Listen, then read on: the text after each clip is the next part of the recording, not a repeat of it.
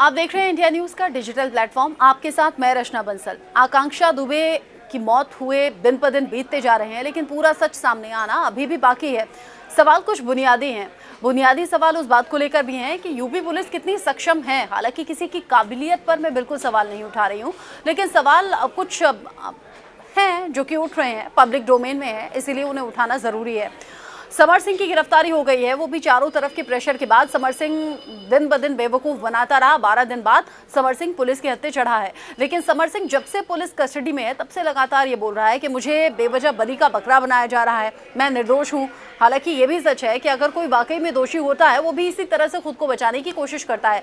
लेकिन समर सिंह बहुत ज्यादा कॉन्फिडेंट होकर ये बोल रहा है कि आपको ऐसा लगता है वीडियोस में या फिर फोटोग्राफ्स में, ऐसा लगता है कि आकांक्षा और मेरे बीच में, यानी कि आकांक्षा और समर के बीच में नज़दीकी है, उनके बड़े करीबी संबंध थे। लेकिन ये पूरी तरह से सच नहीं है। और अगर आप इसकी सच्चाई पता लगाना चाहते हैं तो आप आकांक्षा दुबे की कॉल डिटेल्स निकालिए। ये बहुत कॉन्फिडेंट होकर समर सिंह ने कहा है। समर सिंह का कहना यह है कि हाँ, 25 मार्च की रात, यानी कि उसी रात जब वो आकांक्षा अपने दोस्तों के साथ पब में पार्टी कर रही थी, ब्रेकअप पार्टी कर रही थी, उसी रात आकांक्षा ने फोन किया था समर सिंह को। और वो कह रहा है कि करीब 5 से 6 सेकेंड मुश्किल से रहा होगा, शोर बहुत ज्यादा था, इसलिए उसने, यानी कि आकांक्षा दुबे ने फोन कट कर दिया था और उसके बाद हमारी कोई बात नहीं हुई थी। ये आखिरी कॉल था जो आकांक्षा ने समर को किया था, बातचीत कुछ हुई नहीं थी।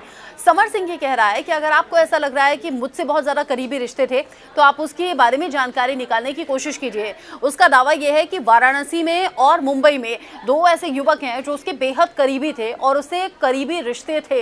हालांकि करीबी रिश्तों को एक्सप्लेन उसने पुलिस को बहुत अच्छे से किया होगा, जैसा कि हमारा अनुमान है। लेकिन किस तरीके की करीबी है, क्या वो दोस्ती वाला करीबीपन कह रहा है या फिर क्या वो दूसरे तरह के रिश्तों की बात कर रहा है, ये सब कुछ अभी भी पब्लिक डोमेन में सवालों के तरह ही खड़े हुए हैं।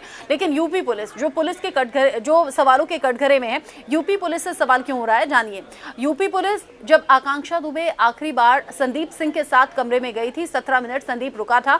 ये वही शख्स है जो कि सीसीटीवी में नजर आया था उस रात होटल आने वाला, और उसे पुलिस ने जाने दिया, यूं आसानी से जाने दिया। पहले पूछताछ के लिए बुलाया, संदीप सिंह पहुंचा, लेकिन उसके बाद से ही फरार है। संदीप सिंह एक बहुत अहम कड़ी हो सकता था इस पूरे केस में, क्योंकि आखिरी वक्त में, आखिरी टाइम में आकांक्षा संदीप के ही साथ में थी, संदीप के साथ में थी। क्या संदीप ने कुछ मिसबिहेव किया था?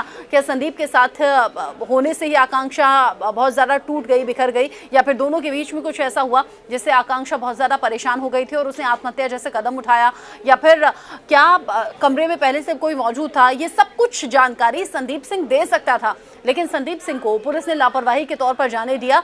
और आज नतीजा ये है कि संदीप सिंह को जगह जगह पुलिस ढूंढ रही है, लेकिन वो हाथ नहीं लगा है। मोबाइल जरूर हाथ लगा, मोबाइल क्योंकि पुलिस ने अपने कब्जे में ले लिया था, पूरा डेटा इरेज करके संदीप थाने पहुंचा था, वो डिलीटेड जो डेटा था वो रिकवर हो गया है। उसमें कई खुलासे चौंकाने वाले हुए हैं, उसमें कई लड़कियों के अश्लील वीडियोस और फोटोज मिले हैं जो आगे उसने फॉरवर्ड किए हुए हैं। खबर ये भी है कि लड़कियों को सप्लाई करने का काम संदीप सिंह करता था।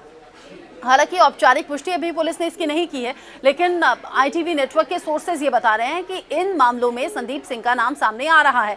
तो क्या आकांक्षा दुबे के साथ भी वो कुछ ऐसा करने वाला था या कर चुका था? क्या आकांक्षा क्यों आखिरी वक्त में लाइव आकर अपने फैंस के साथ, अपने फॉलोअर्स के साथ वो बात करना चाहती थी, लेकिन बात कुछ कर नहीं पाई, सिर्फ वो उदास, निराश, हताश दिखी, फूट फूट कर रोने लगी, और उसके बाद अगले दिन सुबह खबर आती है कि आकांक्षा दुबे ने सुसाइड कर लिया है, फांसी पर लटकता हुआ शव पाया गया है। इसमें संदीप सिंह बहुत अहम कड़ी हो सकता था, पुलिस ने जाने दिया। अब दूसरी बड़ी बात, आकांक्षा दुबे का मोबाइल जो कि पुलिस के कब्जे में आया, लेकिन सबसे बड़ी बात यह है कि आज तक वो मोबाइल फोन अनलॉक नहीं कर पाई है पुलिस। क्यों? क्या आपके पास ऐसी टीम मौजूद नहीं है जो किसी फ़ोन को अनलॉक कर सके? और अगर आपकी टीम में इतने सक्षम लोग नहीं हैं तो आप बाहर से इस चीज़ को करा सकते थे, आप लोगों की मदद ले सके थे, आप ऐसी एजेंसीज़ की मदद ले सकते थे जो फ़ोन को अनलॉक करने में काम आते। क्योंकि हम सभी इंसानों के पास जो बेहद करीबी चीज़ होती है वो ये फ़ोन होता है, और फ़ोन में कई पर्सनल डिटेल्स या फिर ऐसे कई राज सामने आ सकते हैं जो इस केस को बहुत हद तक सुलझा सकते। पूरा सच तो मैं नहीं कहूंगी, लेकिन काफी हद तक सच सामने आ जाता। यूपी पुलिस इसलिए भी सवालों के घेरे में है। लेकिन संदीप, जो सबसे ज्यादा सस्पिशियस अभी इस केस में लग रहा है, फरार है, मोबाइल अनलॉक नहीं हुआ है, समर सिंह की गिरफ्तारी हो गई है, लेकिन वो कॉन्फिडेंस के साथ ये कह रहा है कि मेरा इस केस से कोई लेना देना है नहीं, मेरी ना कोई बातचीत थी, और पिछले कुछ वक्त का रिकॉर्ड अगर आप उठाकर देख लेंगे, मैं उसके बहुत ज़्यादा टच में था नहीं, बहुत ज़्यादा हमारे बीच में बातचीत नहीं होती थी, क्योंकि चीज़ें ठीक नहीं चल रही थी। जो पिक्चर्स में दिखता है, जो सोशल मीडिया पर दिखता है, वो पूरी तरह से सच नहीं है। मतलब यूपी पुलिस शुरू से लेकर अब तक लापरवाह इस मामले में रही है और पूरा सच अभी भी सामने आना बाकी है। सबसे अहम कड़ी, ब्राउन केमिकल जो 20 से 25 ml आकांक्षा दुबे के पेट से मिला है, उसका सच आना भी अभी बाकी है। हालांकि उस रिपोर्ट का इंतजार है, जिसके बाद शायद एक एंगल मिलेगा इस केस को और ये मालूम हो पाएगा कि वो ब्राउन केमिकल है क्या, और क्या उसी की वजह से आकांक्षा की जान गई।